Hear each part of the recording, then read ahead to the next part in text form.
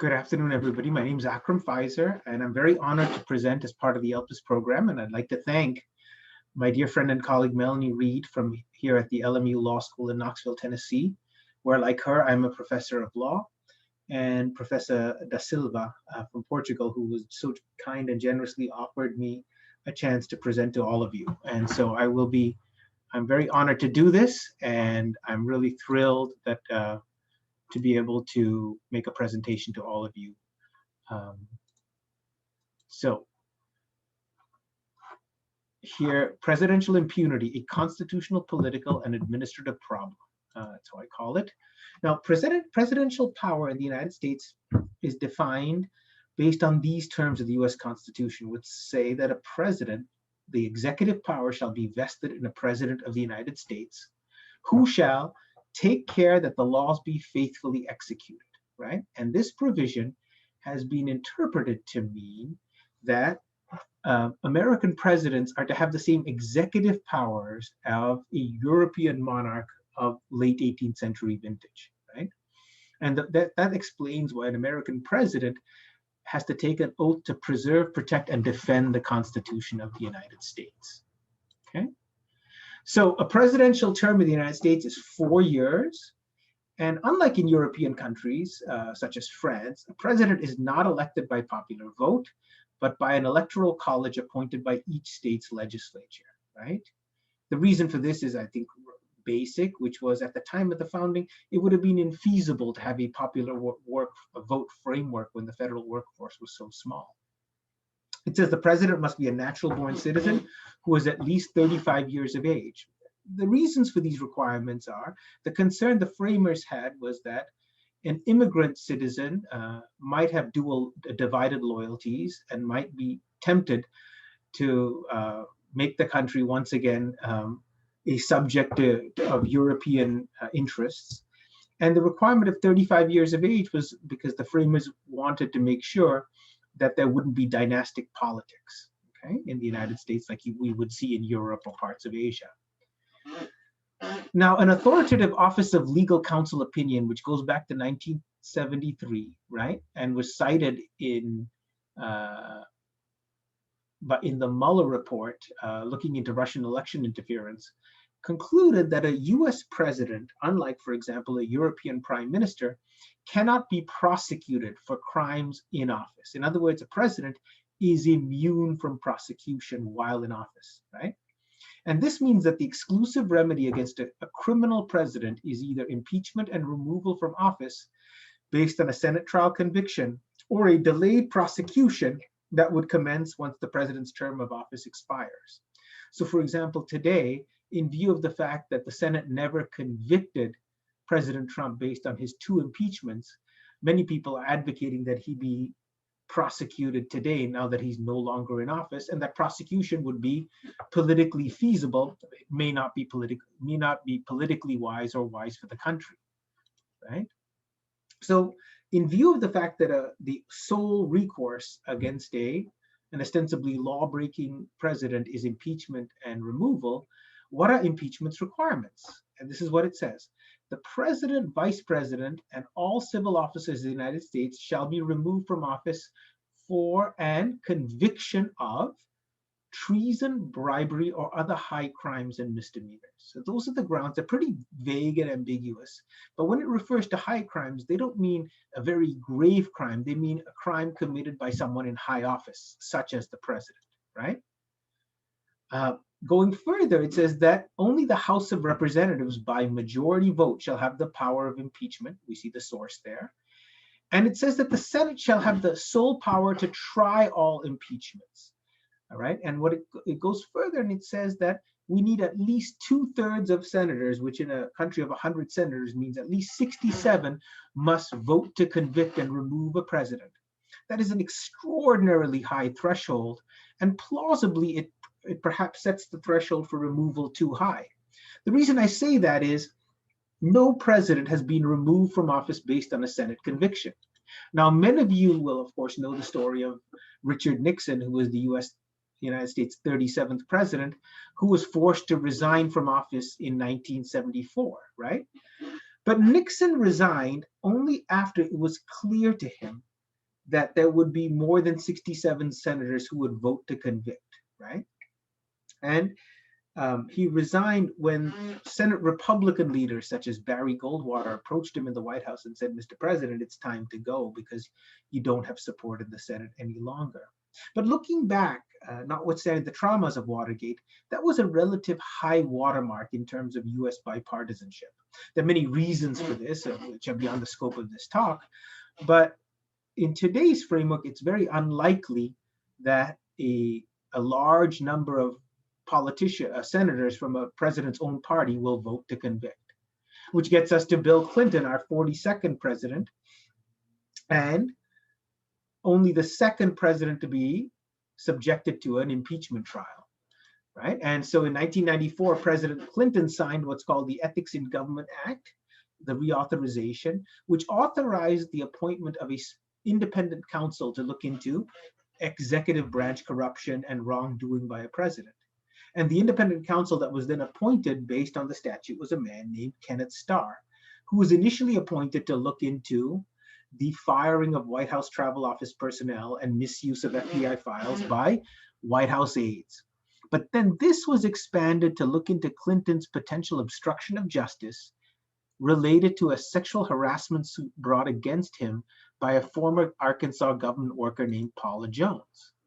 And he was able to amass ample evidence of obstruction of justice by Clinton, with the smoking gun being a semen-stained dress turned over by a young White House intern named Monica Lewinsky, who turned the dress over under threat of prosecution by Starr and his team, because after the president and her had both said and testified that there was no sexual relationship between the two of them. So after the evidence was revealed in what was subsequently called the Starr Report, the House of Representatives, which was then under Republican control, passed 2 articles of impeachment against Clinton. The first alleged perjury before a grand jury because he'd given false and misleading testimony about the nature of his relationship with Lewinsky. And the second charged Clinton with the obstruction of justice because he encouraged Lewinsky to file a false affidavit about their relationship, tried to get her to her job to ensure cooperation, et cetera, et cetera. But unlike the Nixon matter, the Clinton impeachment, which began in 1998, stayed a very partisan affair. And as a result, notwithstanding there being a small majority to vote to impeach, he was acquitted by the full US Senate by votes of 45 to 55 and 50 to 50. And so Clinton was able to avoid accountability for his misdeeds because the threshold for impeachment, of course, is so high. We fast forward now to our most recent president, I should say, former president, Donald Trump, who was the 45th president of the United States, right? And he's the only president in the United States history to be impeached twice. The first impeachment was based on the former president's illegal attempt to coerce the government of Ukraine by improperly conditioning US aid and military assistance to Ukraine, right, based on Ukraine's willingness to cooperate with him in commencing a criminal proceeding against his political rival, Joe Biden, right? When that was disclosed based on a whistleblower complaint, right, and after the president refused to cooperate in the House Judiciary Committee's investigation and disallowed members of the White House from testifying before Congress on dubious executive privilege grounds, the House of Representatives enacted 2 bills of impeachment against him, one for obstruction of Congress and another for abuse of power, right? However, on February 5th, 2020, the Republican majority of the US Senate acquitted the president after refusing to call witnesses to corroborate the charges against him. And the Senate voted 52-48 and 53-47 to acquit the president on both charges. And if only one Republican, that's Utah Senator Mitt Romney, voted to convict. That was on the abuse of power charge. All the other Republicans voted to acquit. And I think the foreboding lesson of the first Trump impeachment charge was at the back end of that impeachment trial. The president, based on partisanship, became more popular than he's ever been, President Trump was a relatively unique American president in that he didn't really try very hard to expand his base of voter support. He always stuck with his true believers. But I think the fallout from the first impeachment was, I think people perceived that the president was being unfairly treated in Congress. True or untrue, I'm dubious that he was treated unfairly, but that was the perception. And it's very likely that but for the COVID-19 pandemic and the president's mishandling of that pandemic over the last year, he would have won re-election. In fact, if you look at the election results, notwithstanding the fact he lost the presidential election by 7 million votes, it would have only taken a few thousand votes in several key swing states for him to have won re-election, right? And which brings us then to his second impeachment and trial, which was after the 2020 election, which I just said was narrowly won by Joe Biden in the key swing states, right? But President Trump, seeking to remain in office, repeatedly alleged the election was stolen, right? And this allegation was facilitated by Biden's very narrow margin of victory in several key swing states, and the fact that the COVID-19 pandemic led to an inordinately large number of mail-in ballots being used as opposed to in-person voting, which delayed the vote count in Biden's favor, right? So on the day the House of Representatives was about to certify the Electoral College in Biden's favor, the president gave a speech that incited a partisan mob of his supporters to storm the House of Representatives to stop the certification process. The violent mob stormed the US Capitol, threatening the lives of members of Congress, Vice President Pence, halting the election certification, and killing several individuals, including a Capitol police officer. And after the democratically controlled House of Representatives failed in their attempt to force President Trump from office under the 25th Amendment, we're going to get to that in a moment, it enacted and passed a single bill of impeachment against the president for incitement of insurrection 1 week before the president left office on January 13th, 2021. And indeed, after the president left office, he was subsequently tried by the Senate. But notwithstanding the fact 57 of 100 senators voted to convict, that still means it was 10 votes shy of the 2/3 needed to convict under the American framework, which means he was acquitted. And I think the consequence of this acquittal, I think, furthered the narrative of presidential impunity, right? And so, unlike the United States, I think a country that has, which of course is separate from your great continent by an entire ocean, the most European nation states have updated their governing structures due to the traumas of modernization and 2 world wars, right? And the fact that European monarchs who represented the historical executive branch in Europe for European countries no longer represent a legitimate source of executive power, right? So to give you an example, the United Kingdom has now a fused executive whereby there's no president, but the prime minister is both a member of parliament, but he or she and his cabinet or her cabinet, they represent the executive branch in the British system.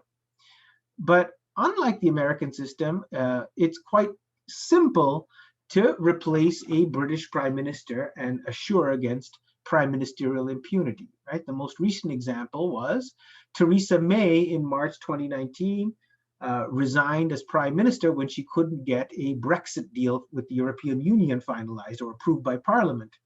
Before that, David Cameron, who had just won a majority government, resigned after he pushed for and lost a Brexit referendum that led to the United Kingdom's departure from the European Union. And of course, before that, Tony Blair left office largely because he had lost the support of the Parliamentary Labour Party.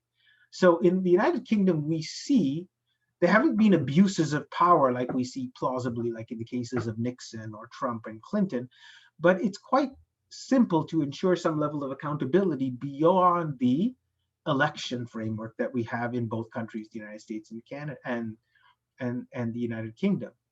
In the Federal Republic of Germany, right, in Germany, right, the head of the German executive is the ceremonial president, right, with the chancellor being the head of government, subject to removal by a majority vote of the Bundestag, provided an alternative government has majority support, right?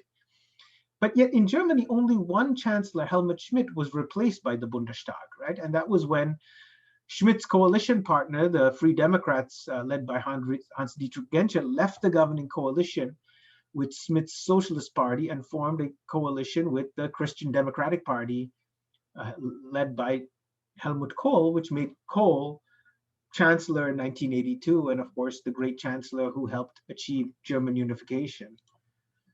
And we see that same kind of framework in the Portuguese Republic.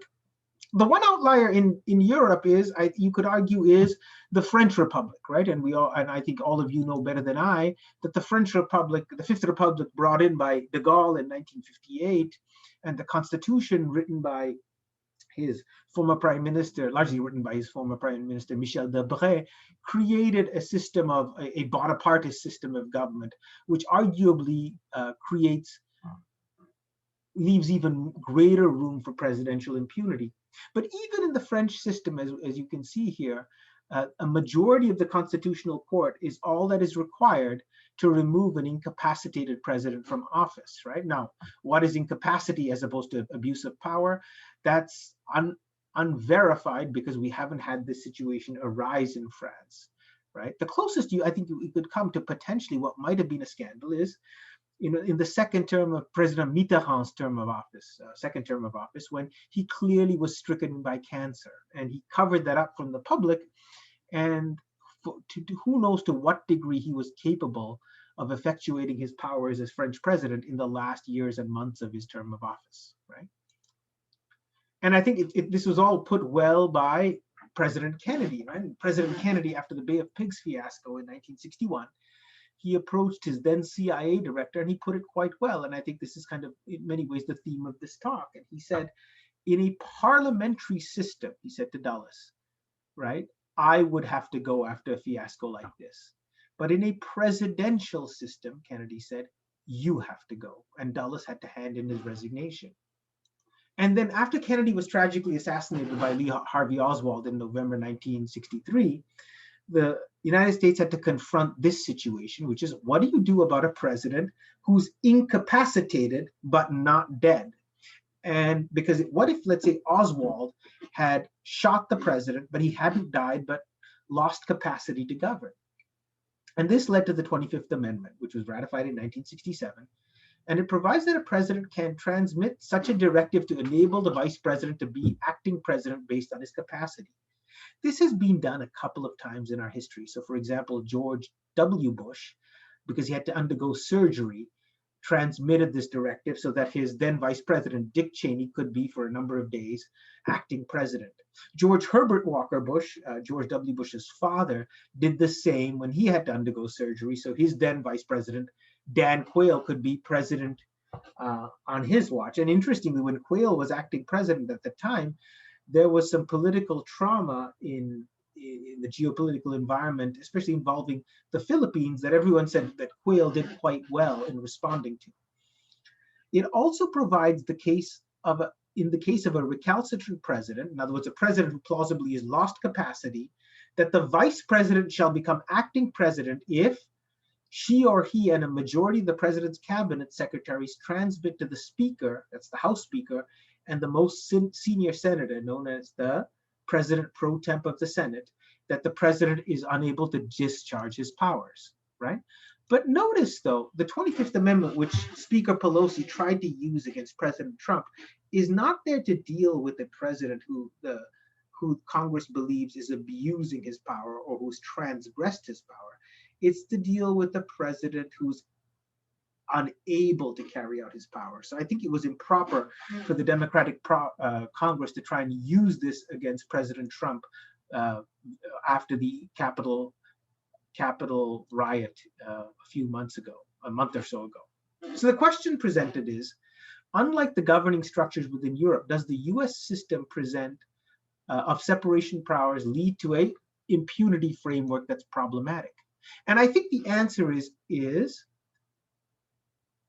by and large, yes, especially in view of the fact that we have a level of political polarization in all mature democracies. I think you all face this in your countries, but we face that. And I think the paradox is us Americans know very, very little about your countries, and you know a lot about our country. But I think we could all come to an agreement that there is a large level of political polarization in all mature democracies today. The evidence being, we see what's happening in the United States. I don't think I need to explain that to you. But let's look in Europe too, right? There's increased political polarization in Spain. There's been the collapse of the major sort of mainstay political parties in France and Italy. The Christian Democrats and Social Democrats increasingly earn a smaller and smaller share of the vote in Germany. And of course, there's been both the Conservatives and Labour start earning a smaller and smaller share of the vote in the United Kingdom as well, right? So the concept, we see this polarization problem manifest all over the developed world. And my argument is that that furthers this impunity framework in conjunction with, I think, a very antiquated means of holding a president to account under the US Constitution. But going beyond that, I think American administrative law is a potential problem as well. So administrative law is defined as the law of government. Its goal, as I'm sure you all know, is to constrain government agents and employees charged with enforcing the law. And American administrative law seeks to supplement and improve upon Madisonian checks and balances, as well as Western political culture to constrain government officials. And the key statute we have governing administrative law is the Administrative Procedure Act of 1946, right? And it was signed into law by President Truman to update the Constitution's separation of powers and due process framework to a larger government framework. In other words, a framework where government occupied a bigger and bigger share of the economy and American life. And the idea behind the Administrative Procedure Act was to protect individual freedom and due process by way of a tripartite division of administrative responsibilities into legislative, prosecutorial, and judicial spheres, right? Going further, the legislative component, known as agency rulemaking, in other words, after Congress enacts a statute, agencies write rules to enforce the statute. That's called agency rulemaking, is supposed to balance the professional independence of agency expertise, because the agents, not Congress, the agency professionals write the rules in conjunction with public input, because Congress has oversight of the process, and also the public gets to make public input in a process that's called notice and comment in American administrative law. And what does this have to do with presidential impunity? Well, in 1999, right, special counsel regulations were issued by former Attorney General Janet Reno. She was President Clinton's Attorney General, right? And largely based on the unpopularity of the Starr report and Kenneth Starr's investigation into President Clinton's abuse of power, new special counsel regulations were issued, but they were issued as emergency rules, but they were not issued in a way that incorporated public notice and comment that might have ferreted out various defects in the regulations, right? And they have not been subjected to notice and comment in the ensuing 22 years. So Attorney General Reno, citing an emergency, did not incorporate public notice and comment when she issued these special counsel regulations in 1999. And in the intervening 22 years, they have never been subjected to public notice and comment, right? And here's Robert S. Mueller, right? And Robert S. Mueller here, who was a former FBI director, right? And right, he was charged by and appointed by acting Attorney General Rod Rosenstein to make an investigation into presidential abuse of power, or not presidential abuse, forgive me, Russian election interference in the 2016 presidential election, US presidential election. And Mueller, in his report, unearthed a large trove of his report. Reads like a damning mafia boss indictment of a president who's always trying to obstruct the investigation, right? And he submits the report confidentially to the then Attorney General, William Barr, right? and based on the special counsel regulations of 1999, he had to submit them confidentially to Barr. But this is the problem, right? The regulations, which were issued in an emergency fashion without notice and comment, right? They entitled or they required Barr to issue a report synopsis to Congress, right?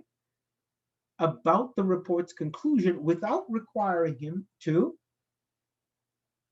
release the full report. And so for a whole month-long period, Attorney General Barr kept the report confidential as he was entitled to do, and issued a report synopsis as he was also entitled to do. But the problem was the report synopsis, right, effectively exonerated the president and said that the Mueller report made no findings indicating that the president committed any criminal wrongdoing. And because the report was kept confidential for the ensuing month, right, the president and his supporters were able to characterize the Mueller report as an exoneration of the president, when, as I said earlier, it reads much more like a mafia boss indictment, right? And problematically, the pass President Trump received based on Barr's abuse of the special counsel regulations emboldened him to continue abusing his powers of office as manifest in both the Ukraine matter and what he did leading up to and after the 2020 presidential election. And my argument is, if the administrative regulations had been properly updated and subjected to notice and comment, this presidential impunity framework may not have been quite so pronounced, right?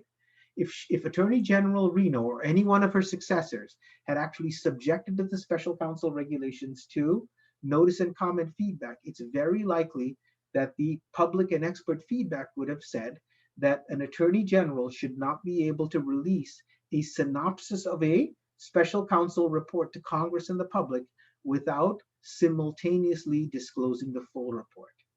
And my thesis is very likely, if that had been the requirement, most likely President Trump would have been plausibly impeached more legitimately based on special counsel Mueller's findings than perhaps even the Ukraine matter.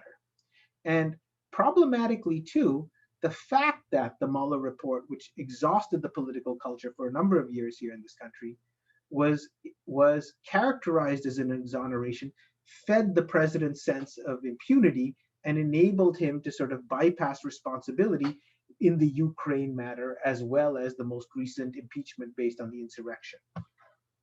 So my conclusions are, there are infirmities in American political culture in conjunction with the sclerotic nature of American governing institutions.